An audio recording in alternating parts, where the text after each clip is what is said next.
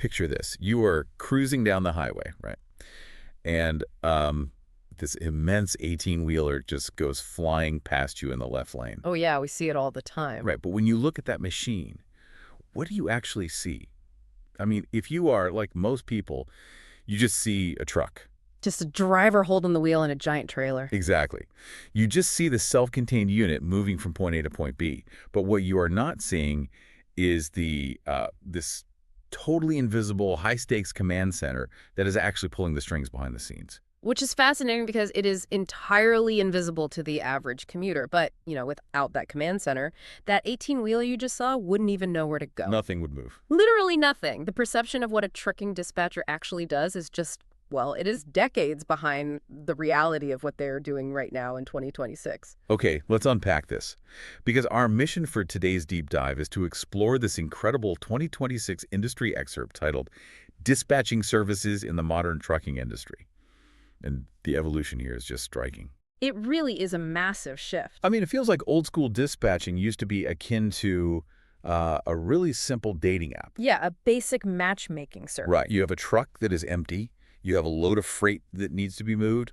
Swipe right, you make a match, take your cut, and you are done. Simple enough. But today, the role has morphed completely. It is no longer just matchmaking. It is more like playing a highly complex real-time strategy video game. Only instead of digital points, you're playing with billions of dollars on the line. Billions. Yeah, and you're dealing with live weather events, volatile fuel prices, and constantly shifting legal regulations. If we connect this to the bigger picture, you really have to look at the environment these operators are navigating today. It is a highly, highly volatile landscape. Oh, absolutely. We're dealing with fluctuating diesel costs that can, just erase a trip's profit margin in a matter of days. And we are looking at global supply chains that pivot overnight. Plus those consumer expectations that demand like almost impossible delivery windows now. Exactly. So in an environment with zero margin for error, basic matchmaking just isn't enough anymore. Meticulous second-by-second coordination is literally the only way goods can successfully move from a distribution center to your front door. And to really understand why this dispatching role has elevated into this ultimate command center, we first have to grasp the mind-boggling scale of what happens when things go wrong. Right. The stakes are just astronomical. Oh, they really are. We are talking about a North American freight market worth over $1 trillion. That is an intense pressure cooker. But the cost of getting it wrong inside that market, it is staggering. Oh, it is a huge number. I mean, the excerpt notes that inefficient dispatching costs the trucking industry between $150 billion and $200 billion every single year. But wait, let me stop right there because I have to push back on that number. Wait, $200 billion wasted? How does a truck just waste that much money? It sounds totally unbelievable, I know. It sounds like industry math designed to justify a dispatcher's fees, honestly. I understand overhead and I get the friction of empty miles, but $200 billion. Are dispatchers actually recouping that much, or is this just an exaggeration? Well, it is not an exaggeration, and the best way to understand it is to look at the mechanical domino effect of just a single routing failure. Okay, lay that out for me. So when a truck is moving, it is burning diesel, the equipment is depreciating, and the driver is expending their legally allowed working hours. Like the clock is always ticking. Exactly. If that truck is running empty miles, it is generating zero revenue while incurring 100% of those operational costs. But the true financial hemorrhage happens when you look at compounding delays. Give me an example of how that actually spirals out of control. Sure. Let's say a dispatcher sends a driver on a poorly optimized route and they hit unexpected congestion. Happens all the time. Right. So they miss their highly strict dock appointment at a warehouse by just 20 minutes. Because they missed that really tight window, the warehouse bumps them to the back of the line. Oh, wow. Yeah. That driver now sits idling at a loading dock for 8 straight hours. And during those 8 hours, their legal driving window entirely expires. They are now legally mandated to shut down for the night. And because they shut down, they miss their next pickup. Exactly. They miss the pickup for their next load the following morning. That secondary load gets canceled, the broker imposes a severe financial penalty for the failure, and the driver spends the next day sitting in a truck stop entirely unpaid, just waiting for a new load. So it is not just the cost of the fuel burned on a bad route. It is the cascading systemic failure of the entire schedule. Precisely. You take that one cascading failure and you multiply it by millions of trucks operating every single day across North America. The wasted fuel, the profound loss of productivity, the contractual late It fees. all compounds. It compounds into a $200 billion black hole. And this is exactly where the modern dispatcher steps in. They do not just find a load. They engineer a seamless, continuous flow. So they're planning way ahead. Always. They ensure that when a truck drops off freight in Chicago on a Tuesday morning, there is already a highly lucrative load waiting just 3 miles away to take them to Dallas that afternoon. Which, naturally leads to my next logical assumption. With hundreds of billions of dollars bleeding out through human error and logistical friction, you would think that some fully automated AI software would have completely taken over by now. You would certainly think so. I mean, it is 2026.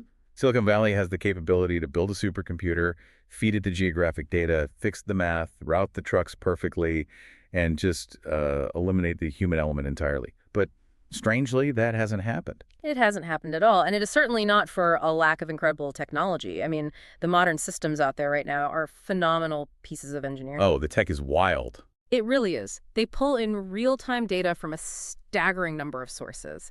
A single dashboard can simultaneously analyze live traffic conditions, shifting weather patterns, and even a specific driver's electronic logging device to see exactly how many legal minutes they have left. And fuel costs across varying state lines. Yes, all of that, instantly. Some of these platforms even allow a dispatcher to use simple natural language prompts now. You can just type, reroute all flatbed trucks away from Interstate 80, and the system instantly recalculates schedules, ETA predictions, and profit margins for a dozen different vehicles. It is remarkably advanced computing power, but despite all of that raw analytical capability, human dispatchers are actually making a tremendous comeback. They are indispensable. Here's where it gets really interesting, because I love a good man versus machine dynamic.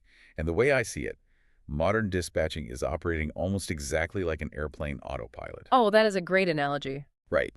Because if you are flying a commercial jet, the software is brilliant at crunching the atmospheric data, maintaining the altitude, and flying the plane under normal, predictable conditions. You definitely want the computer handling the raw math. Exactly. But you absolutely need a highly trained human pilot sitting in that seat when a sudden thunderstorm hits, or when a mechanical sensor fails and you have to negotiate a highly irregular flight path with air traffic control. The software just cannot manage the nuanced, unpredictable human elements of a crisis. And what's fascinating here is that the trucking industry has realized the exact same limitation. They are entirely embracing what we call a hybrid model. So the best of both worlds. Exactly. The most sophisticated operations today are deliberately layering the pure, unadulterated speed of data processing underneath deeply experienced human context. Because the reality on the ground always goes off script. Always. Let's look at a concrete scenario. Imagine a driver is hauling a highly sensitive load of frozen pharmaceuticals through the Canadian Rockies, and a sudden, severe winter storm rolls in. Okay, high stakes. Yeah. Very high.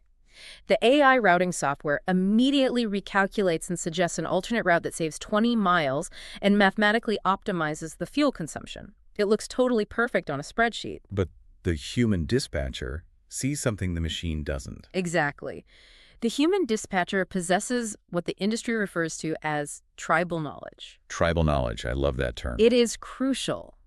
That dispatcher knows, from a decade of hard-won experience, that the specific alternate route the AI suggested has a treacherous, steep grade that is notoriously dangerous for a fully loaded trailer during icy conditions. So the AI would have sent them into a ditch. Quite possibly.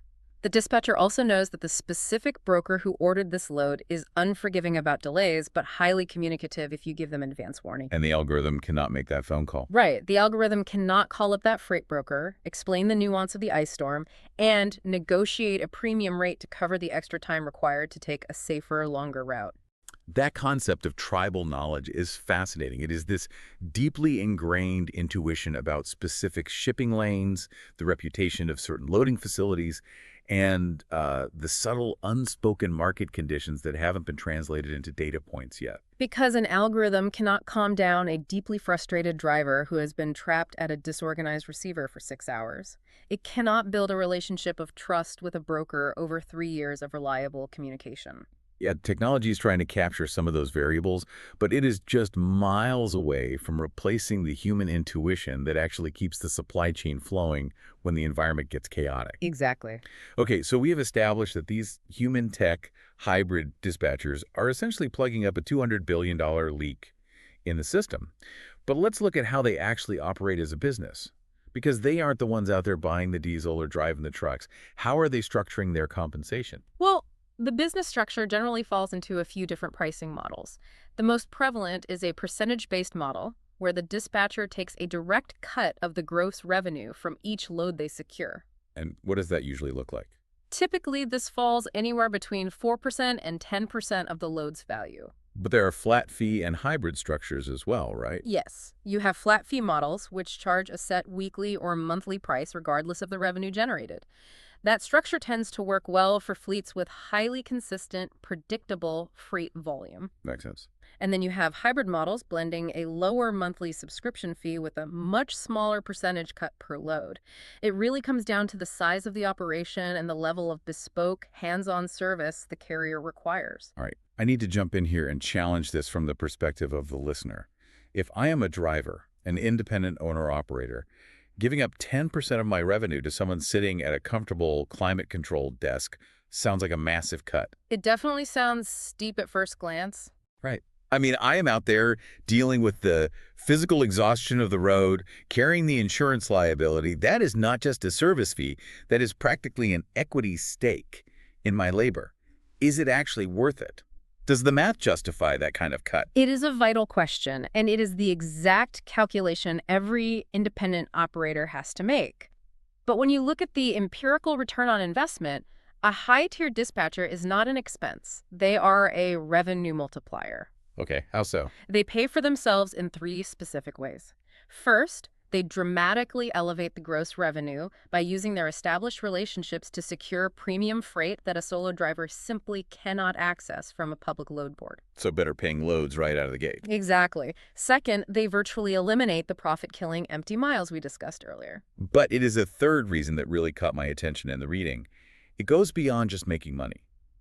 It is about risk mitigation. Precisely. The third reason is defense. The regulatory and financial landscape of modern trucking has become an absolute minefield. Compliance is no longer just a matter of filing annoying paperwork. It is existential risk management. Let's break that down by region, starting with the U.S. market, because the risks there seem deeply tied to financial security. Yes. In the highly fragmented U.S. spot market, there is a pervasive risk of broker non-payment. A driver could successfully deliver a load worth $4,000, and then the brokerage firm suddenly dissolves or disputes the delivery. Leaving the driver completely uncompensated for their time and fuel. Right. A top-tier dispatcher acts as a financial firewall. Yeah. They rigorously vet the credit scores, the bond history, and the legal compliance of every single broker before they ever allow their driver to accept the freight. So they are shielding the operator from catastrophic financial losses. Exactly. And when you cross the border into the Canadian market, the defensive strategy shifts heavily toward legal compliance, specifically regarding the hours of service regulations. Oh, absolutely. The hours of service laws dictate exactly how long a driver can legally operate a vehicle before they are mandated to rest. And in Canada, these rules are notoriously rigid and strictly enforced. And we are not talking about manual paper logbooks anymore, are we? No, these are electronic logging devices hardwired directly into the truck's engine block. Every second is tracked. So a dispatcher isn't just looking at a map and drawing a line. Not at all. They are playing a multi-dimensional game of Tetris. They have to plan a highly efficient route, factor in predictive weather delays, schedule the warehouse appointments, and do it all while strictly adhering to an unforgiving legal countdown clock. That sounds incredibly stressful. It is, because if a dispatcher routes a driver poorly, and that driver is caught operating even 15 minutes over their legal limit, the consequences are severe. Like what? Violations result in punishing fines, the immediate suspension of the vehicle, and severe damage to the carrier's safety rating, which ultimately dictates their future insurance premiums. So when you ask if that 10% fee is worth it, a stellar dispatcher actively prevents the business from being regulated out of existence. So what does this all mean? I mean, if dispatching has fundamentally evolved into a life-or-death operational partnership, then choosing the right dispatcher has to be the single most critical decision a trucking company can make. Without a doubt. And the overarching market trajectory reflects just how vital this role has become. The dispatching sector is currently valued at roughly $1 billion, and the projections suggest it will surge past $1.6 billion by the early 2030s. That is massive growth. Yes, and that kind of explosive growth means the landscape of available dispatchers is incredibly varied, and navigating it requires serious due diligence. You have everything spanning from solo, independent dispatchers working out of a home office, all the way up to sprawling corporate entities that provide operators with dedicated accounting departments, legal teams, and compliance officers. And you are also seeing a significant influx of overseas offshore dispatching centers. But those present a very distinct set of trade-offs. Right, because of the tribal knowledge aspect. Exactly. An operator might save a few percentage points on the fee, but they frequently sacrifice that critical localized expertise. An offshore dispatcher looking at a screen might not understand the geographical nuance of the Appalachian Mountains or, possess the cultural fluency needed to negotiate effectively with a furious dock manager in Chicago when a delivery goes sideways. So if I am an operator trying to separate the exceptional partners from the liabilities in a rapidly expanding billion-dollar market, what are the clear indicators? Like, how do I vet a dispatcher? Well, radical transparency is the baseline. An operator must demand completely transparent billing and clear communication protocols.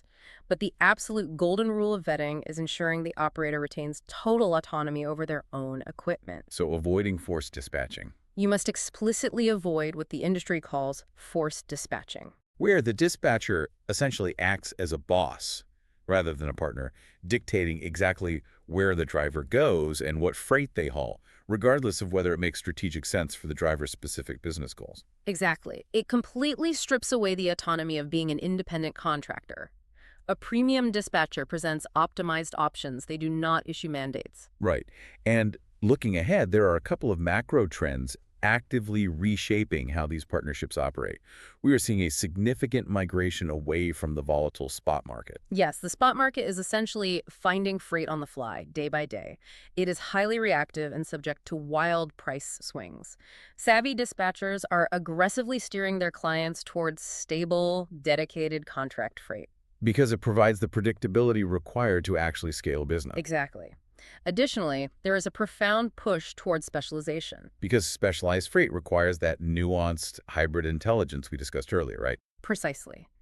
Moving standard pallets of dry goods is highly commoditized, but a dispatcher who specializes in navigating the complex permits required for oversized heavy haul equipment or managing the strict temperature-controlled logistics of refrigerated hazardous materials. That requires immense skill. It does. And because the barrier to entry is so high, those niche markets pay exceptionally higher rates. So what does this all mean for the small owner-operator trying to survive against the mega fleets? The individual with one or two trucks who's just trying to turn a profit against corporations with endless resources. It means they actually have a fighting chance. A highly capable dispatcher basically serves as the great equalizer in the modern supply chain. Think about what they provide. They take a solitary owner-operator and instantly equip them with the logistical firepower, the advanced predictive data analytics, and the sophisticated negotiation leverage of a massive corporate carrier. That is incredible. It fundamentally levels the playing field, allowing a single truck to compete for premium, high-paying freight that they would never be able to access on their own. So to recap all of this for you listening, dispatching is definitively no longer just a background administrative function. It is not someone in a dusty back room making a few phone calls to find a load. Not at all. It has rapidly evolved into the indispensable heartbeat of the global transportation network. It is this incredibly intricate fusion of cutting-edge predictive technology, boots-on-the-ground negotiation skills, and deep, unquantifiable tribal knowledge, all working in concert to bring order to a chaotic environment. It really is the absolute glue holding the modern economy together. But, as we look at this rapid billion-dollar expansion, this raises an important question, one that really requires you to look past the surface of the industry. What's that? Well, as this dispatching sector races toward that $1.6 billion valuation, and as these centralized dispatch platforms increasingly capture all the real-time geographic data, fiercely guard the crucial broker relationships, and exclusively manage the advanced routing algorithms, are we approaching a future where the dispatcher not the trucking company that owns the assets and not the freight broker who holds the contracts, is actually the most powerful entity in the entire supply chain. When you control the coordination, you dictate the flow of commerce itself. So who really holds the keys to the modern economy? Oh, wow. That is a profoundly fascinating thought to end on. If you hold the map, you hold the power. Thank you so much for joining us on this deep dive. The next time you're cruising down the highway and you see an 18-wheeler fly past you, we hope you look at it through an entirely new lens. You aren't just seeing a solitary truck. You are seeing the final physical manifestation of a vast, invisible command center working relentlessly in real time. Keep questioning, keep learning, and we will catch you on the next deep dive.